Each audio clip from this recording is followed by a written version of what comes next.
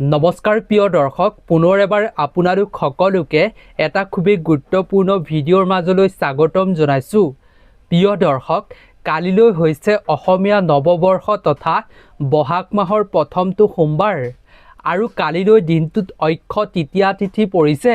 প্ৰিয় দৰ্শক, অক্ষয় তৃতীয়া তিথি 2026 বৰ্ষত 19 এপ্ৰিল তাৰিখৰ পৰা আৰম্ভ হৈছে আৰু এই অক্ষয় তৃতীয়াৰ যি পূজা কৰা হয় সেই পূজা 20 এপ্ৰিল অৰ্থাৎ কালিলৈ সোমবাৰৰ দিনটোত পালন কৰা হ'ব পূজাসমূহ।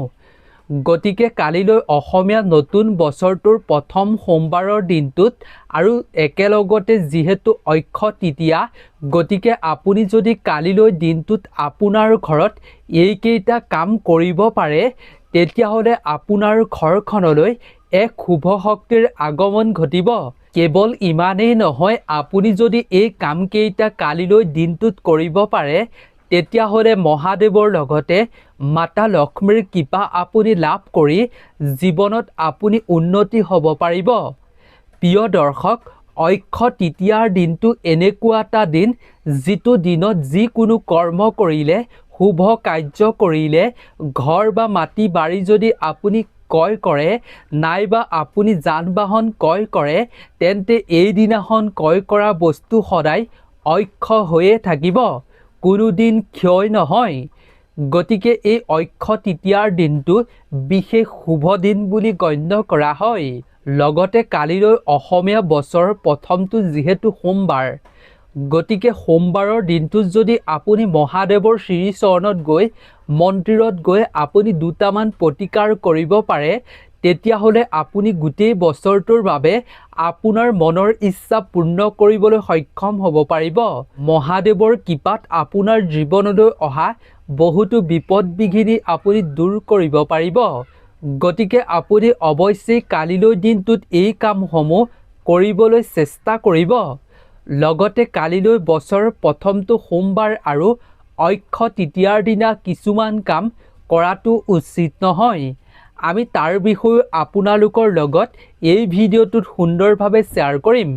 গতিকে ভিডিঅ'টোৰ মাজলৈ আগবঢ়াৰ পূৰ্বে আপুনি কমেণ্টত ভক্তি মনেৰে হৰ হৰ মহাদেৱ নাইবা জয় মা লক্ষ্মী বুলি অৱশ্যেই লিখিব আৰু লগতে ভিডিঅ'টোত এটা অৱশ্যেই লাইক কৰিব। এই পবিত্ৰ দিনটোত আপুনি যাতে ভগৱান শিৱ আৰু মাতা লক্ষ্মীৰ কৃপা লাভ কৰিবলৈ সক্ষম হয়, যাতে আপোনাৰ জীৱনৰ সকলো সমস্ত দুখ কষ্ট দূৰ হয় মাতা লক্ষ্মীৰ কৃপাত, ভগৱান শিৱ শংকৰৰ কৃপাত। সেইবাবেই ভিডিঅ'টোৰ মূল বিষয়বস্তু জনাৰ পূৰ্বে আপুনি এই কাম অৱশ্যেই কৰি ল'ব। প্ৰিয় দৰ্শক, শাস্ত্ৰৰ অনুযায়ী সোমবাৰৰ দিনটো ভগৱান শিৱ আৰু চন্দ্ৰগ্ৰহৰ দিন বুলি কোৱা হয়। সোমবাৰৰ দিনটোত ভগৱান শিৱ শংকৰক আপুনি আৰাধনা কৰিলে, কিছুমান প্ৰতিকাৰ কৰিলে ভগৱান শিৱ শংকৰ খুবেই প্ৰসন্ন হৈ পৰে। যদি আপুনি এই অক্ষয় তৃতীয়া আৰু নতুন বছৰ প্ৰথম সোমবাৰৰ দিনা এই প্ৰতিকাৰ কৰি মহাদেৱ আৰু লক্ষ্মী দেৱীক সন্তুষ্টিত কৰে তেতিয়াহ'লে আপোনাৰ ঘৰত ধন সম্পত্তি, সুখ শান্তি আৰু মানসিক শান্তি আপুনি লাভ কৰিবলৈ সক্ষম হ'ব পাৰিব। কেৱল ইমানেই নহয়, এই প্ৰতিকাৰকেইটা কৰাৰ ফলত ভগৱান শিৱ আৰু মহালক্ষ্মীৰ দুয়োজনৰে আপুনি কৃপা লাভ কৰি জীৱনৰ পৰা সকলো অভাৱ দূৰ কৰিব পাৰিব। লগতে আপুনি গোটেই বছৰটোৰ বাবে আপোনাৰ স্বাস্থ্যটো উন্নত ফল পাবলৈ সক্ষম হ'ব পাৰিব। লগতে যদি প্ৰিয় দৰ্শক আপোনাৰ মনত বহুতো ইচ্ছা আছে নৱবৰ্ষটোত, তেন্তে আপুনি নৱবৰ্ষত যি ইচ্ছা কৰি আছে, সপোন দেখি আছে, সেই সপোন পূৰণ হ'বৰ বাবে আপুনি বছৰৰ প্ৰথম সোমবাৰৰ দিনটোতে মহাদেৱৰ শ্ৰীচৰণত গৈ অৱশ্যেই এই প্ৰতিকাৰ কৰিব। এতিয়া আপুনি নতুন বছৰটোত যি সপোন দেখি আছে, যি আশা কৰি আছে, সেই আশাসমূহ আপোনাৰ পূৰ্ণ হোৱাটো একেবাৰে নিশ্চিত মহাদেৱৰ কৃপাত। গতিকে প্ৰিয় দৰ্শক, তেন্তে আমি আহক জানি লওঁ কালিলৈ সোমবাৰৰ দিনটোত আমি কি কি প্ৰতিকাৰ কৰাটো খুবেই শুভ আমাৰ বাবে। প্ৰিয় দৰ্শক, শিৱলিংগত কালিলৈ আপুনি জল আৰু গাখীৰ অৰ্পণ কৰিব, অভিষেক কৰিব শিৱলিংগত। প্ৰতিটো সোমবাৰে আপুনি কৰিব পাৰে এই প্ৰতিকাৰ। গাখীৰ গংগাজল আপুনি মিহলি কৰি শিৱলিংগত ঢালিব পাৰে প্ৰতিটো সোমবাৰে। এনে কৰিলে ভগৱান শিৱ শংকৰ প্ৰসন্ন হয়। মহাদেৱৰ শিৱলিংগত বেলপাত, ধতুৰা ফুল, অকণ ফুল, চন্দন, অক্ষত অৰ্পণ কৰিলে মহাদেৱ খুবেই প্ৰসন্ন হয়। ইয়াৰ দ্বাৰা ভোলানাথ সন্তোষিত হৈ ভক্তৰ সকলো মনৰ ইচ্ছাই পূৰ্ণ কৰে বুলি শাস্ত্ৰত কোৱা হৈছে। কেৱল ইমানেই নহয়, এই প্ৰতিকাৰ কৰিলে শিৱলিংগত আপোনাৰ জীৱনৰ পৰা চন্দ্ৰৰ দোষো নাইকিয়া হৈ পৰিব।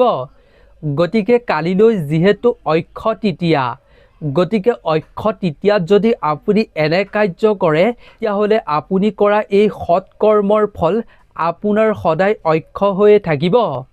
গতিকে এই প্ৰতিকাৰ অৱশ্যেই কালিলৈ অক্ষয় তৃতীয়া আৰু নৱবৰ্ষ তথা বহাগৰ প্ৰথম সোমবাৰৰ দিনটোত অৱশ্যেই কৰিব।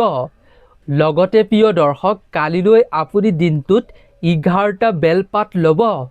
তাৰ পাছত আপুনি সেই 11টা বেলপাতত চন্দনেৰে আপুনি ওম শব্দটো লিখিব। ওম শব্দটো লিখি আপুনি শিৱলিংগত সেই 11টা পাতত লিখাৰ পাছত অৰ্পণ কৰি দিব। যদি আপুনি এই উপায় কৰিব পাৰে কালিলৈ বছৰ প্ৰথম সোমবাৰ আৰু অক্ষয় তৃতীয়াৰ দিনা, তেতিয়াহ'লে আপোনাৰ দীৰ্ঘদিন ধৰি থকা সকলো সমস্যা দূৰ হৈ পৰিব আৰু আপোনাৰ আয়ু বৃদ্ধি হ'বলৈ আৰম্ভ কৰিব। লগতে প্ৰিয় দৰ্শক, আপুনি সেই বেলপাতকেইটা অৰ্পণ কৰাৰ পাছত আপুনি ওম নমঃ শিৱায় 108 বাৰ জপ কৰিব, নাইবা আপুনি শিৱৰ ৰক্ষাস্তুত পাঠ কৰাটো অতি ফলদায়ক। ইয়াৰ দ্বাৰা গোটেই বছৰটোৰ বাবে আপোনাৰ মনত আত্মবিশ্বাস বৃদ্ধি হ'বলৈ আৰম্ভ কৰিব। কেৱল ইমানেই নহয়, লগতে আপোনাৰ মানসিক চাপো কমিবলৈ আৰম্ভ কৰিব এই প্ৰতিকাৰ কৰিলে। প্ৰিয় দৰ্শক, কালিলৈ যিহেতু অক্ষয় তৃতীয়া, লগতে অসমীয়া নৱবৰ্ষৰ প্ৰথমটো সোমবাৰ, গতিকে আপুনি গাখীৰ, দৈ, চেনি, বগা বস্তু, ঘেঁহু, আপুনি আটা দৰিদ্ৰ দুখীয়া মানুহক বা নাইবা মন্দিৰত বা ব্ৰাহ্মণক আপুনি দান কৰক।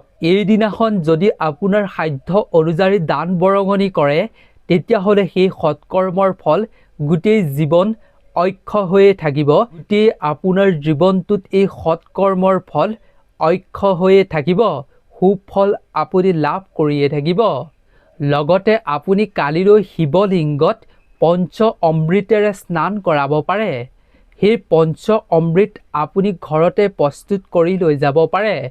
তাৰ পাছত আপোনাৰ ঘৰত যদি শিৱলিংগ আছে, নাইবা ওচৰত থকা শিৱ মন্দিৰত গৈ শিৱলিংগত আপুনি অভিষেক কৰাওক পঞ্চ অমৃতেৰে।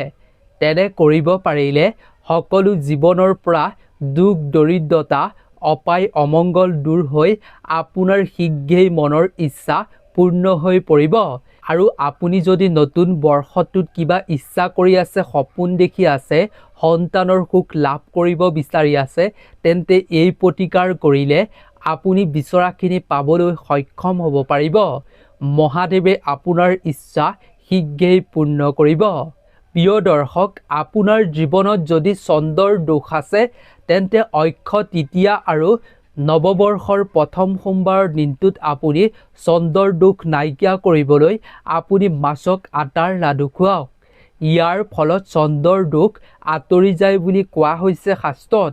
এনে কৰিলে চন্দ্ৰগ্ৰহ শান্ত হৈ পৰে বুলি বিশ্বাস কৰা হৈছে। প্ৰিয় দৰ্শক, কালিলৈ বছৰ প্ৰথমটো সোমবাৰ আৰু অক্ষয় তৃতীয়াৰ দিনা আপুনি যদি পুৱাৰ বেলাত শিৱ মন্দিৰ যাব নোৱাৰে, তেন্তে আপুনি সন্ধিয়াৰ সময়ত শিৱ মন্দিৰলৈ গৈ শিৱলিংগৰ সন্মুখত আপুনি এগছ বন্তি জ্বলাব আৰু সেই বন্তি গছত, প্ৰদীপ গছত আপুনি লং দি দিব আৰু ঘিউৰে সেই বন্তি গছ অৱশ্যেই জ্বলাব। লগতে আপুনি জ্বলোৱা সেই বন্তি গছত এটা বেলপাত আপুনি অক্ষত ৰাখক। এনেকৈ যদি আপুনি পুৱাৰ বেলাত নোৱাৰে, তেন্তে সন্ধিয়াৰ সময়ত হ'লেও যদি কৰে, তেতিয়াহ'লে এই উপায় কৰাৰ ফলতো আপোনাৰ জীৱনলৈ সৌভাগ্য আহিব। ঘৰত ধন ধানৰ অভাৱ দূৰ হ'ব। লগতে প্ৰিয় দৰ্শক, এই উপায় যদি অক্ষয় তৃতীয়াৰ দিনা কৰিব পাৰে, তেতিয়াহ'লে চিৰস্থায়ী হ'ব ইয়াৰ ফল। প্ৰিয় দৰ্শক, সোমবাৰৰ দিনা আপুনি নিখুঁত চাই শিৱলিংগত চাউল অৰ্পণ কৰি পূজা কৰিব পাৰে, নাইবা আপুনি এজন দুখীয়া মানুহক চাউল দান কৰিব পাৰে। ইয়াৰ ফলত আপোনাৰ ঘৰত ধান চাউলৰ অভাৱ অনাটন দূৰ হয় বুলি কোৱা হয়।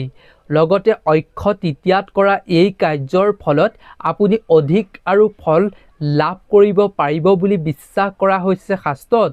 প্ৰিয় দৰ্শক, আপুনি অক্ষয় তৃতীয়াৰ দিনা ঘৰত শিৱ পূজা নকৰিলেও মন্দিৰত কৰিবলৈ চেষ্টা অৱশ্যেই কৰিব। আৰু ঘৰত আপুনি লক্ষ্মী দেৱী আৰু ভগৱান শ্ৰী গণেশ লগতে ভগৱান বিষ্ণু কুবেৰ দেৱতাক আপুনি অৱশ্যেই পূজা এই দিনটোত কৰিবলৈ চেষ্টা কৰিব লাগে। গোটেইকেইজনক যদি পূজা কৰিব নোৱাৰে তেন্তে আপুনি ভগৱান শ্ৰী গণেশ আৰু মাতা লক্ষ্মীক পূজা অৱশ্যেই কৰিব। প্ৰিয় দৰ্শক, এইখিনিতে আপোনালোকক জনাওঁ যে যদি আপোনালোকে কালিলৈ দিনটোত অক্ষয় তৃতীয়াৰ সঁচাকৈ শুভ ফল পাব বিচাৰিছে তেন্তে আপুনি কালিলৈ অক্ষয় তৃতীয়া আৰু বছৰৰ প্ৰথম সোমবাৰৰ দিনটোত নিৰামিষ আহাৰ অৱশ্যেই গ্ৰহণ কৰিব। সাত্বিক আহাৰ গ্ৰহণ কৰিহে আপুনি কালিলৈ দিনটোত শিৱ মন্দিৰত এই প্ৰতিকাৰ কৰাটো অতি ফলদায়ক বুলি কোৱা হৈছে। লগতে অক্ষয় তৃতীয়াৰ দিনা যদি আপুনি সঁচা অৰ্থে অক্ষয় ফল লাভ কৰিব বিচাৰে তেন্তে কালিলৈ দিনটোত আপোনাৰ ঘৰত সুখ শান্তিৰ পৰিৱেশ গঢ়ি তুলিব। অশান্তিৰ পৰিৱেশ কেতিয়াও কৰি নাৰাখিব কালিলৈ দিনটোত। কালিলৈ দিনটোত যদি আপুনি আপোনাৰ ঘৰত এক সুখ শান্তিৰ পৰিৱেশ গঢ়ি তোলে তেতিয়াহ'লে জনম জনমলৈ আপোনাৰ সেই সুখ শান্তিৰ পৰিৱেশ অক্ষয় হৈয়ে থাকিব। লগতে কালিলৈ অক্ষয় তৃতীয়াৰ এই পবিত্ৰ দিনটোত আপুনি স্নান নকৰালৈকে কেতিয়াও তুলসী পাত নিছিঙিব, তুলসীত পানীও নিদিব, ভুলতো স্পৰ্শ নকৰিব। তুলসী গছ ভগৱান বিষ্ণুৰ অতিকৈ প্ৰিয়, গতিকে এনে কাম কৰিলে মাতা লক্ষ্মী ৰুষ্ট হৈ পৰিব। কালিলৈ দিনটোত ঘৰখন পৰিষ্কাৰ পৰিচ্ছন্নতা কৰি ৰাখিব। লগতে আপুনি কালিলৈ ভাল পৰিষ্কাৰ কাপোৰহে পিন্ধিব। লগতে প্ৰিয় দৰ্শক, কালিলৈ যদি আপুনি উপবাস পালন কৰিম বুলি ভাবিছে, ব্ৰত ৰাখিম বুলি ভাবিছে তেন্তে আপোনাৰ সেই উপবাস শেষ হোৱাৰ আগতেই আপুনি উপবাস কেতিয়াও কোনো কাৰণতে ভগ্ন নকৰিব। লগতে প্ৰিয় দৰ্শক, কালিলৈ অক্ষয় তৃতীয়াৰ এই পবিত্ৰ দিনটোত আপুনি ধন টকা পইচা কাকো ধাৰলৈ নিদিব আৰু কাৰো পৰা ধাৰ ঋণলৈ নানিব। এই দিনাখন যদি আপুনি ধাৰ ঋণত লিপ্ত হৈ থাকে তেতিয়াহ'লে গোটেই বছৰটোৰ বাবে আপুনি আৰ্থিক সমস্যাৰ সন্মুখীন হ'বলগীয়া হ'ব। গতিকে অক্ষয় ফল লাভ কৰিবলৈ হ'লে এনে অশুভ কামৰ পৰা আপুনি এই দিনটোত বিৰত থাকিব।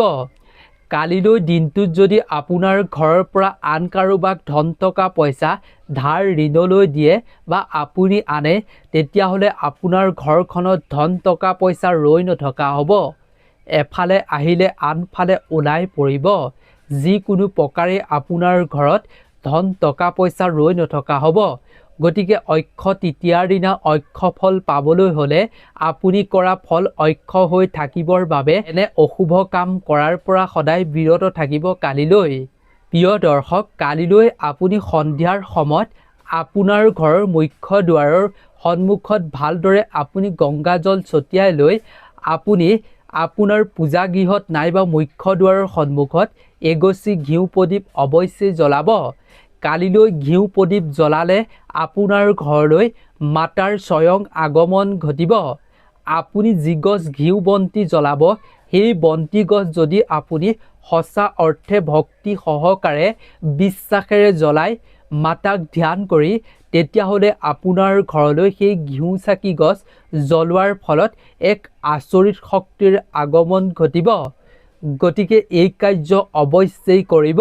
গতিকে প্ৰিয় দৰ্শক, কালিলৈ নতুন বছৰৰ প্ৰথমটো সোমবাৰ আৰু অক্ষয় তৃতীয়া, গতিকে এই প্ৰতিকাৰ অৱশ্যেই কৰিব।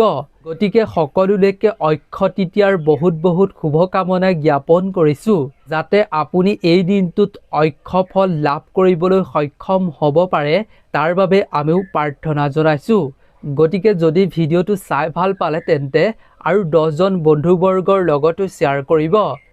গতিকে আজিৰ ভিডিঅ'টোৰ পৰা আমি বিদায় লৈছোঁ। আপোনালোক সকলো ভালে থাকক, সুস্থ থাকক। তাৰে আমিও কামনা কৰিছোঁ। ধন্যবাদ।